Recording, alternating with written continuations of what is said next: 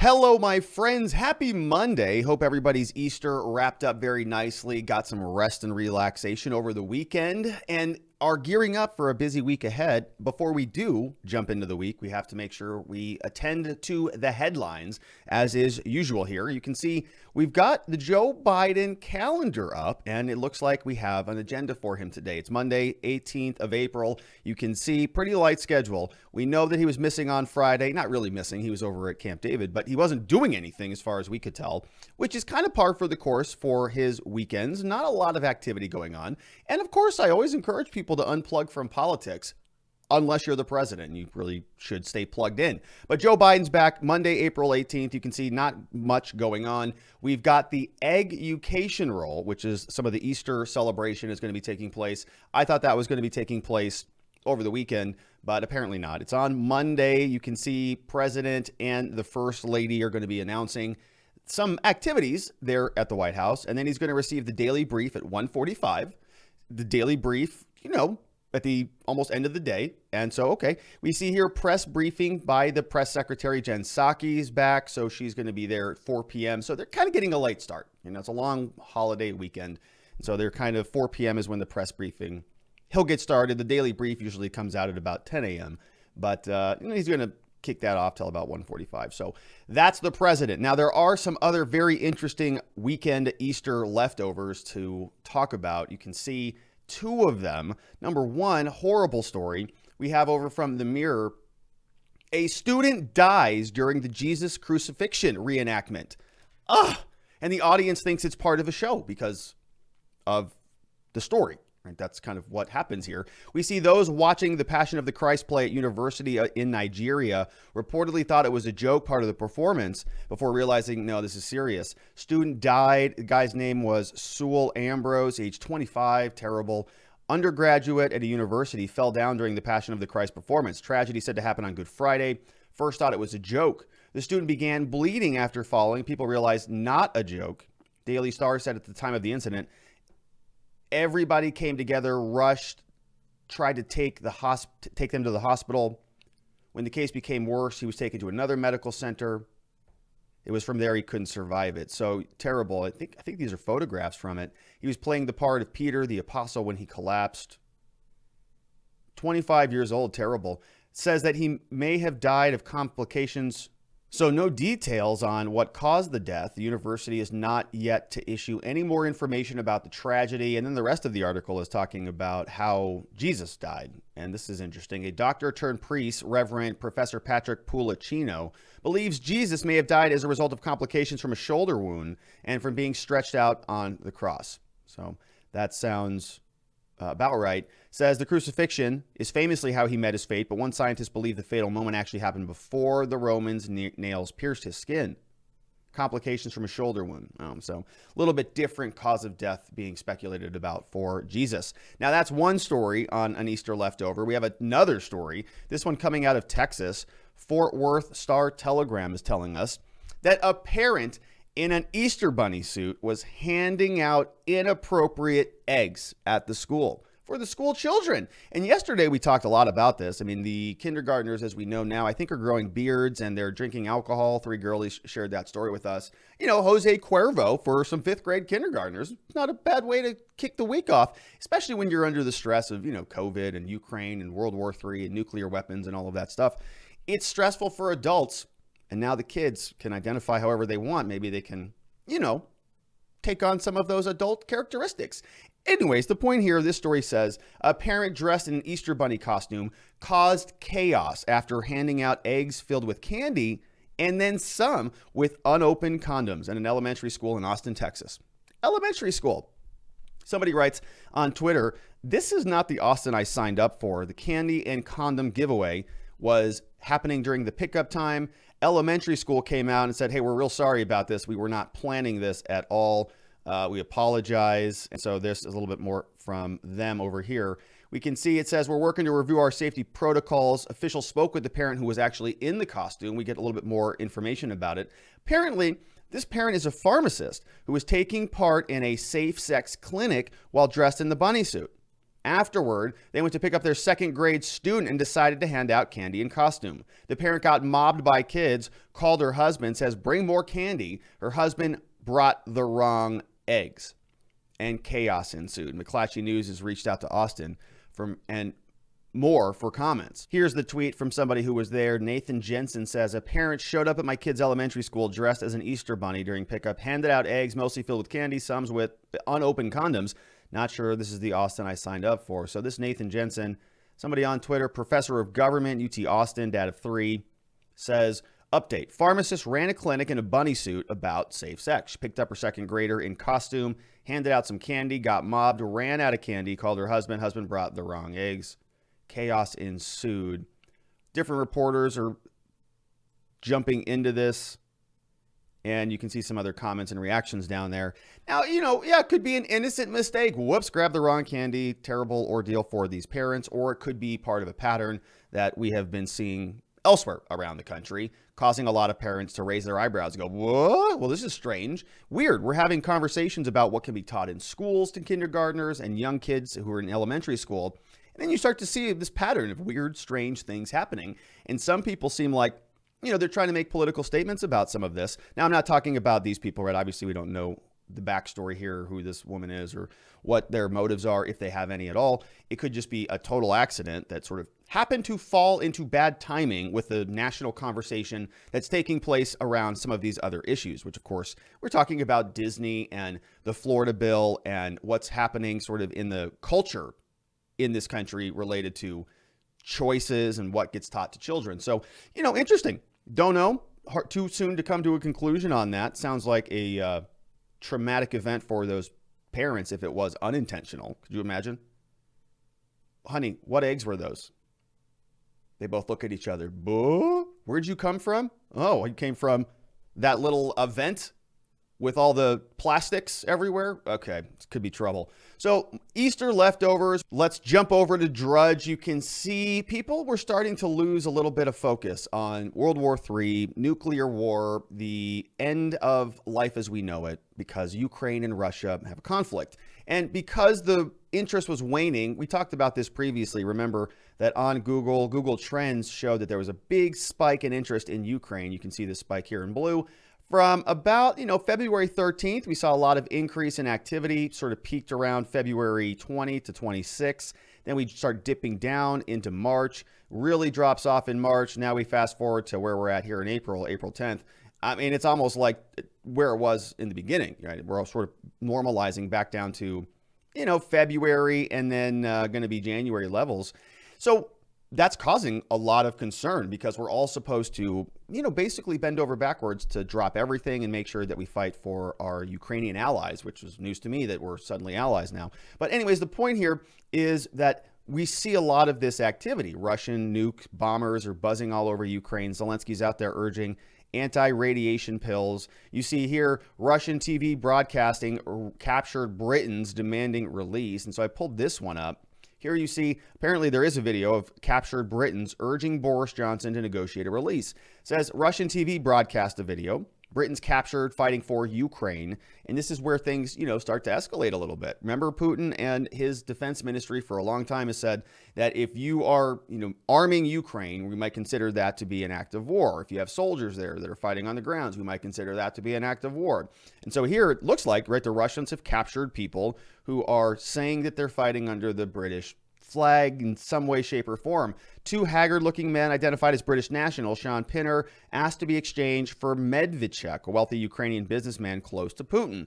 The recordings were presented as interviews with journalist Andrei Rudenko of the Russian state broadcaster. In the clip, he shows the two men in the video published last week. Wife demanded exchange of her husband in exchange for the Britons. Detainees were then asked in English to be exchanged for the businessmen. Mother appealed for his release. Woman also said she recognized her 28-year-old son from a Russian broadcast because he's got a distinctive tattoo. So we've got some corroboration on who these guys are. And it sounds like they're Britons, but not, formally, of course, from the British Army or armed forces, just people who are there kind of fighting on their own behalf. Russians capture them. Russians say, oh, great, we've got this person we want, this Ukrainian businessman who's real close to Putin, saying, perfect opportunity for a nice exchange here. We'll just take these Britons, we'll put them on TV. We'll see what Boris Johnson has to say about that. So you can see a lot more kind of escalatory behavior happening here. Pope is praying for peace over Easter. We've got indications that a Russian nuke bomber is buzzing around Ukraine. The story over from the Sun, you can see nuke danger. Moment Putin's nuclear bomber flies close to the Ukraine border in a major war escalation. So you can see that. Looks like, right, it's flying around there. Videos caught today, caught 4 aircraft, one used to carry nuclear bombs over the region.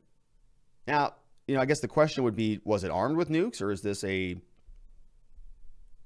test flight? Who knows? More footage emerged showing a mission of the Tu-95 on Saturday over the region in western Russia.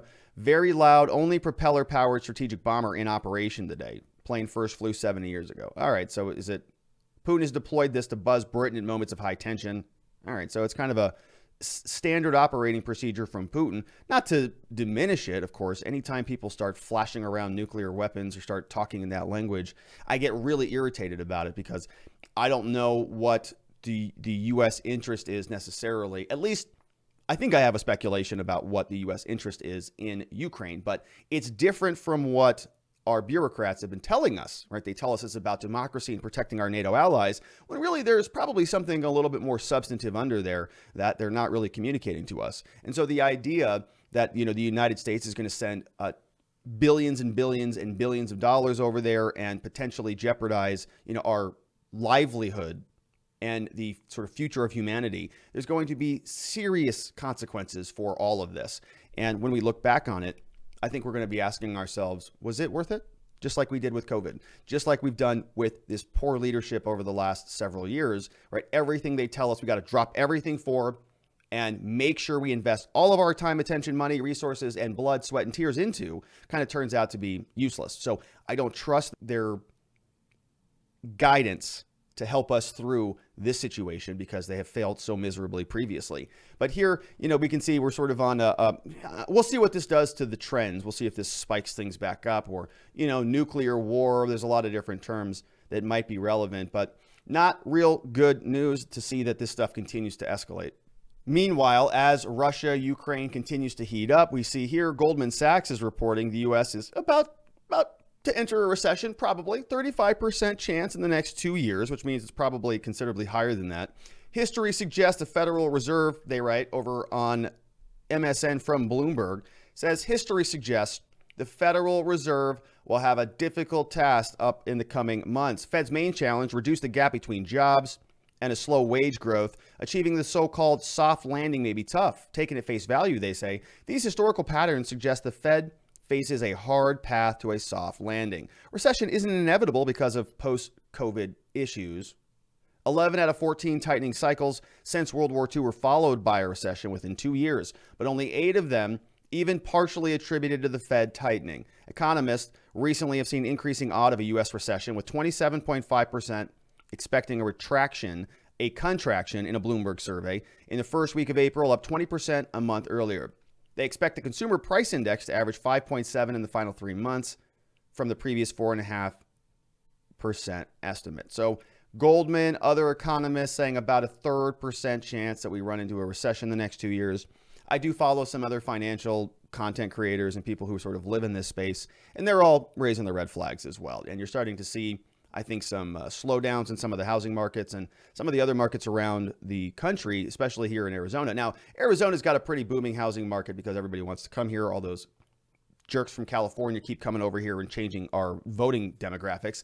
But you understand that there's going to be, in my opinion, a consequence for all of the activities that we've been engaging in over the last 2.5 years. And they're compounding now with what's taking place with Russia and Ukraine, and we just have totally incompetent leaders. Some criminal law news we can see here over from NBC. There was a shooting that took place out there in South Carolina. A mall was the location, and the man apparently who opened fire is saying that he did so in self-defense. Now, this story is getting a lot of attention on Twitter. People are posting this. Why? Because the judge released the guy. The shooting took place. Columbia judge, in a court hearing for a short time ago, a judge set a $25,000 surety bond. The shooting suspect is Joanne Price, also on house arrest, as we can see over here from Twitter.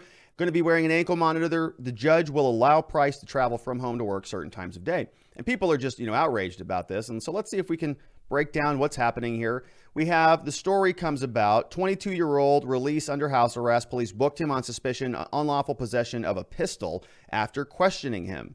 While police have not formally alleged he was a shooter on Saturday, he was barred by the bond court, police said on Twitter. So you have to be careful on this. You know, the first thing that people will do is they'll say, this guy's a shooting murderer. And it says he wasn't even charged with that yet. So the judge can't hold him on charges that he hasn't been charged with. So $25,000 surety bond for unlawful possession of a pistol. Okay, so that's not, that's not attempted murder using a dangerous firearm. It's a different charge. He was one of 3 people detained in people of interest. Investigators believe a fight between people who knew each other led to the gunfire. 3 suspects displayed firearms. Chief said on Saturday, preliminary information leads detectives to believe that at least 2 people opened fire.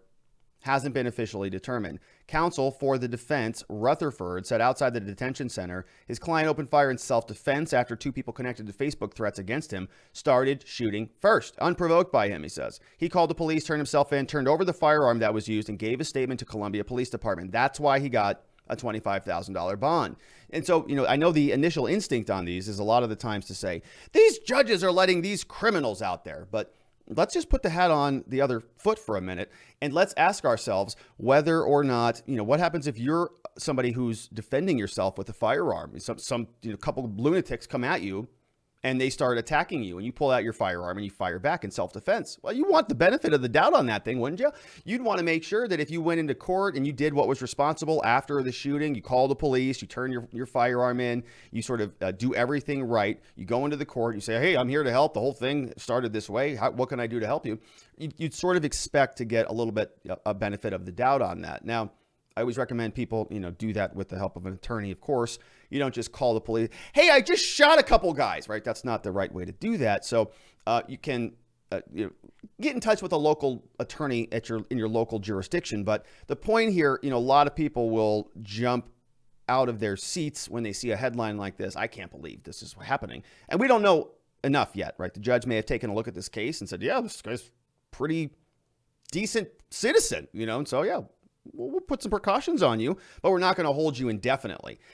Now, I know when you compare that to some of the other cases that we've covered here, like, for example, some January 6 cases where D.C. judges will hold these people in indefinite confinement, and it's a huge problem because they obviously didn't have any firearms and they obviously weren't shooting people in a mall. So you can see why the 2 different tiers of justice can be so irritating to people like me and probably like you, because you get tired of seeing what feels like political prosecutions taking precedent over what feel like, actual danger where people are actually shooting firearms. But we got to make sure that we can separate these things and tease these things out. And maybe it turns out this judge is, a little bit off, and maybe the judge should have posted or made him non-bondable so he didn't get out of custody. But we just don't know yet. On Sunday, Sheriff Department came out and said that somebody else has been charged with accessory before the fact in connection with a murder.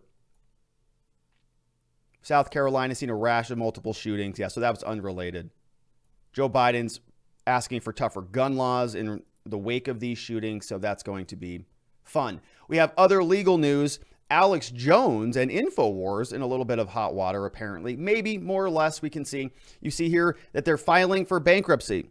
Now, they're being sued out the wazoo, my understanding, from Sandy Hook parents. And so this may just be sort of a restructuring. I know Alex Jones and InfoWars, they've got a huge audience and just a ton of sort of viewers and, subscribers and all sorts of stuff. So this might just be a reorganization so that they don't actually have to pay out on those lawsuits.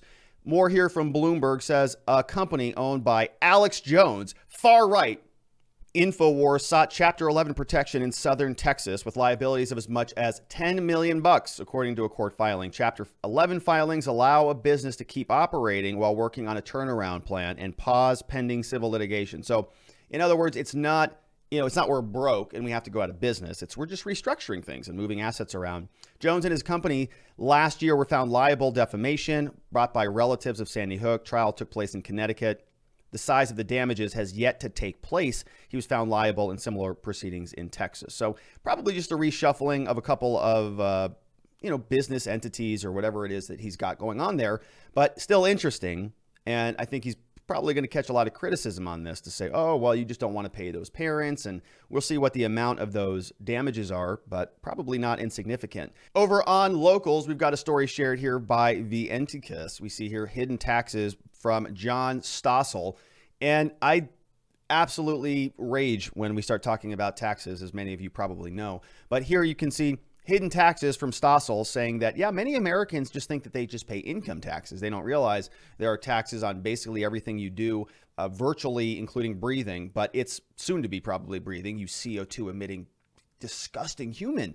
What we see is that there are taxes on everything. Here we got blueberry tax, mahogany, salt tax, we've got excise tax, but it's true. Property tax, gas tax, every time you buy an airplane ticket, 35 taxes on that, stay at a hotel, taxes there, taxes on your water, gas, electricity, everywhere you turn, you're being taxed. And then they just print a bunch of money, so the money that you do have is worth less. So you can see I'm going to spiral out of here. So we'll just calm down. Calm down, Rob. Here you can see hidden taxes, going to be a good one to follow over from John Stossel. I'm already subscribed to him over there on Rumble. You should too. So thank you, Vienticus, for sharing that. We have another one here from Joey Bondolero sharing with us Donald Trump's message from April 17th, Easter. Says, Donald Trump said, "Happy Easter to all, including the radical left maniacs who are doing everything possible to destroy our country. May they not succeed, but let them nevertheless be happy, healthy, wealthy, and well." I do miss him. He's pretty funny. Yeah, may they not succeed, but hopefully they're well. I mean, hopefully they fail and they do it happily, according to Donald Trump. So that's from Joey Bondolero. Thank you, Joey, for sharing that one. Another one from Joey says, my massive new garden bed, which is pretty cool. That looks beautiful. And that's going to be fun. You know, I have some interest in gardening. I've been watching these videos of people, not gardening per se, but they were out sort of in the wilderness building these houses, and they have, you know, a shovel and a stick, and they build this mansion with a pool and stuff like that. It's pretty cool. I know some of those are fake, but I try to find the authentic ones where it really is, you know, a guy and his dog out there sort of building stuff in nature. I think that nature is important, and I think that there's sort of something powerful about growing something that you eat and kind of nurturing it and, you know, putting your energy into it and then having this symbiotic relationship. I know that's a little bit woo-woo, but I think it's pretty cool. So very neat, Joey Bondolero. You have to keep us posted. Vienticus shared that one. And then we had this one from Grouchy Old Cat Lady. Says, Tesla stockholders ask a judge to silence Musk in a fraud case. Tesla shareholders suing CEO Elon over 2018 tweets lawyers say is campaigning to influence possible jurors. Lawyers asked Edward Chen to restrain Musk from making further comments.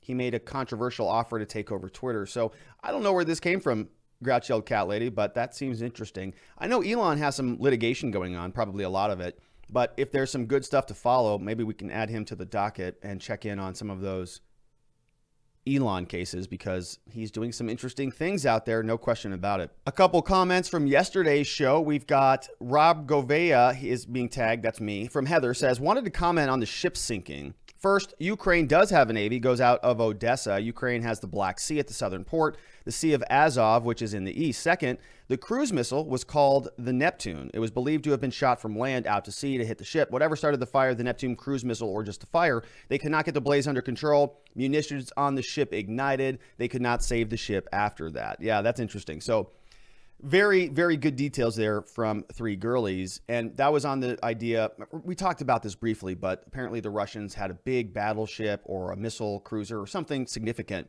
that was out there floating around, and they were attacked, or according to them, they had a problem where a fire started and the munitions exploded. Well, that ship then was sort of being hauled back to Russia and it sank. Oh, and that's convenient because many people saying, well, the Russians didn't want you to see the damage to it.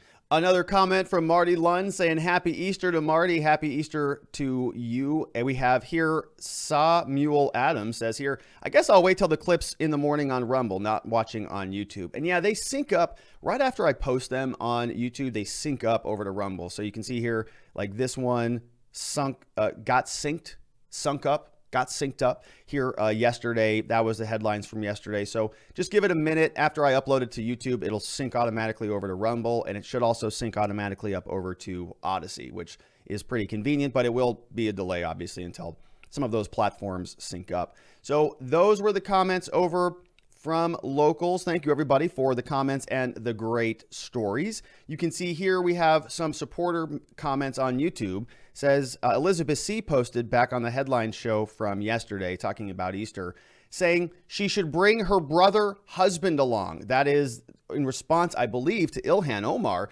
Ilhan, of course, was very upset that those Christian terrorists were singing Christian hymns on an airplane. And apparently we learned a little bit more about that. Apparently they were on a sort of a Christian flight, I guess is what somebody said, that they were on, sort of a charter flight that was kind of dedicated to a certain cause or something. I'm not real sure, but we'll have to continue to see if there's any more details on that. Danielle DeFries is here and says, I think it's hilarious that CNN gets no views. I don't watch mainstream news channels often, but when I do, they're soaked with opinion and sensationalism. No wonder people like Rogan, Russell Brand, and others are so popular now. Russell Brand, I know, has 5.5 million plus subscribers, and more than half his videos have over more than 1 million views. I know, it's crazy. Says, we got to get you up there with those guys, Rob. Yeah, those are big numbers. I'd like to get there. We'll just keep plugging away and we'll just keep creating good content and having good conversations, and we'll see where those numbers go. But I'm having a lot of fun. I hope you are too. And so I think that as long as we can continue to do that, the rest will fall into place. We had our last one from Deborah Yunker. Says, I think this was in response to a comment that I made yesterday on the headline. Says, you're entertaining. I'll take your platform any way I can get it. I miss the lives, but I'd be more disappointed if you didn't do these, because these headlines are fun. And I agree with that. I think that these are sort of a nice way to just kind of get a jump on the day and see what else is going out there without being ultra hyper focused on one particular topic, which of course we'll save for later videos. And there's been a lot of activity that came out on Friday. I mentioned earlier in the headlines shows that we were talking about Bannon and Sussman that had a ton of activity. There's going to be a lot of replies and responses that are going to be coming in this week on that. And then we've got, literally the Sussman trial is scheduled for May. And so we're going to be heating up on that one as well. So I hope you follow us. If you're not already subscribed, I would appreciate it if you would hit that red subscribe button on YouTube or wherever it is you're following us. And I want to wish everybody an amazing week ahead. Hopefully you've got, some big goals that you're about to just knock out of the park, and we'll encourage you and support you as you do. I would appreciate it if you gave us a like before you got out of here, and then I'll see you tomorrow on the next headlines. Make it a great day, my friends.